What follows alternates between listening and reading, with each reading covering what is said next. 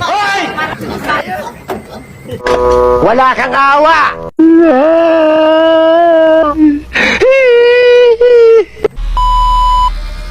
Yo mga kaibigan, magandang araw. Maglilipat nga po kami ngayong araw.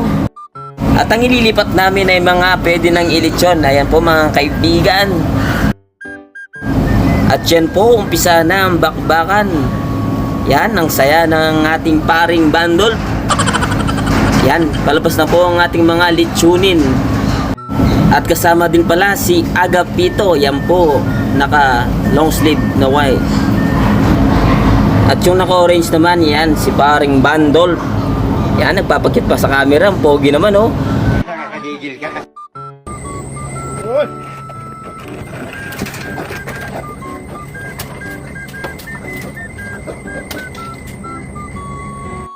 At ang kasama ko naman po na may hawak na lona, yan po, ang pangalan niya ay Bronson.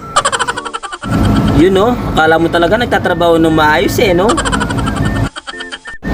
At kung napapansin nyo, napakaganda ng katawan ng ating mga baboy.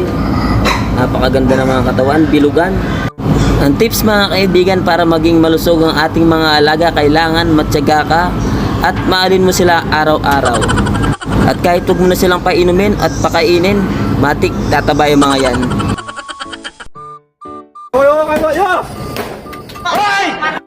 Nakuha na nyo! Hoy!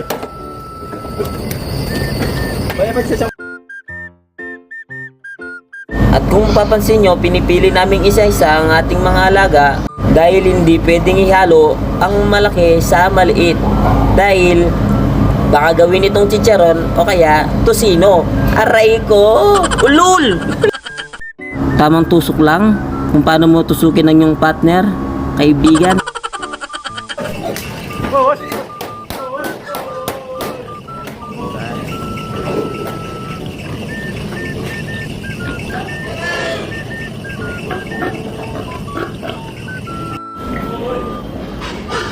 Yeah! Oh!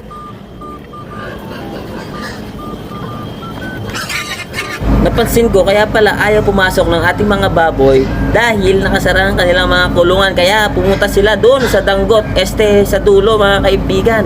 Kaya pala nakasarado, ito yung pinto nila. Naku po! Nakalimutan siguro buksan, nakala siguro automatic. Sino kaya magawa nito? Ito kaya? Tama kayo. Ako naman eh.